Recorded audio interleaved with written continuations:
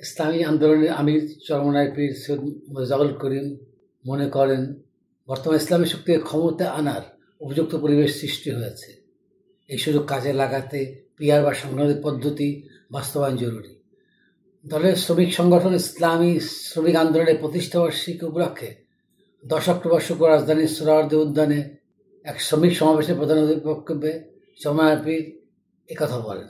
ইসলামী আন্দোলনের আমির বলেন, দেশের গণতান্ত্রিক রাজনীতির সুষ্ঠু প্রতিনিধিত্ব নিশ্চিত করতে আগামী জাতীয় সংসদ নির্বাচনে অবশ্যই পিআর পদ্ধতি অনুষ্ঠিত হতে হবে। তিনি বলেন, বর্তমান সংখ্যাগরিষ্ঠ ভিত্তিক নির্বাচন পদ্ধতিতে জনগণের প্রকৃত মতামত সংসদে প্রতিফলিত হয় না। এর ফলে জাতীয় রাজনীতিতে বৈষম্য, অস্থিরতা, অন্যায় প্রভাব বিস্তার হয়। জনগণের প্রদত্ত ভোটের অনুপাতে দলগুলোর মধ্যে আসন বন্টনকে গণতান্ত্রিক ন্যায়সঙ্গত পদ্ধতি বলে মন্তব্য করেন চরমনায় পীর।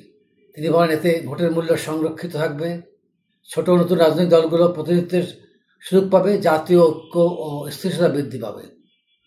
সৈয়দ মোজাফফর আরও বলেন, আমরা একটি ন্যায়ভিত্তিক, প্রতিনিধিত্বশীল, শান্তিপূর্ণ ও শ্রমিক বান্ধব রাজনৈতিক সংস্কৃতি চাই।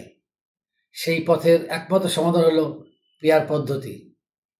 শ্রমিক বান্ধব রাষ্ট্র প্রতিষ্ঠায় ইসলামী শক্তিকে ক্ষমতায় আনতে হবে।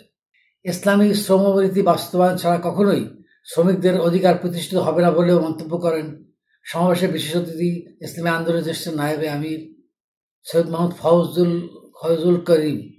তিনি বলেন, ইসলামী আন্দোলন বাংলাদেশ এমন একটি রাষ্ট্র গঠন করতে চায় যেখানে মানুষ ও কুকুর খাদ্যের জন্য লড়াই করবে না, মালিক শ্রমিক ধন থাকবে না। এদিকে বিএনপি স্থায়ী কমিটির সদস্য ডাক্তার এজএম জাহিদ হোসেন বলছেন, এক শ্রেণীর লোক নির্বাচনকে প্রলম্বিত করতে পিআর পদ্ধতির দাবি তুলছে। দেশে পিআর বা সংগ্রামের প্রতিনিধিত্ব পদ্ধতি চালুর কোনো পরিবেশ নেই। 10 অক্টোবর শুক্রবার বিকালে রংপুর জেলা বিএনপির সদ্য প্রয়াত সদস্য সচিব আনিসুর রহমানের শোকসভা ও দোয়া মাহফিল শেষে এজএম জাহিদ হোসেন সাংবাদিকদের কথা বলেন।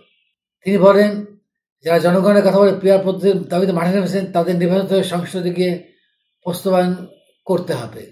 তিনি বলেন, পিআর নয়, দেশের বিদ্যমান নির্বাচন পদ্ধতি আস্থা রাখতে চায় বিএনপি। প্রধান উপদেষ্টা যে প্রতিশ্রুতি দিয়েছেন সে অনুযায়ী আগামী ফেব্রুয়ারির মধ্যেই জাতীয় নির্বাচন অনুষ্ঠিত হবে। বিএনপি নির্বাচন কমিশনের সার্বিক সহায়তা করবে। শোকসভায় বিএনপি যুগ্ম মহাসচিব হাবিবুল খান সোহেল বলেন, বিএনপির প্রতীক নিয়ে এক শ্রেণীর লোক প্রশ্ন তুলছে, যা অযৌক্তিক। তিনি বলেন, আগামী নির্বাচনের আগে দেশে ফিরে নির্বাচনে অংশ নেবেন দলের ভারপ্রাপ্ত চেয়ারম্যান জনাব তারেক রহমান।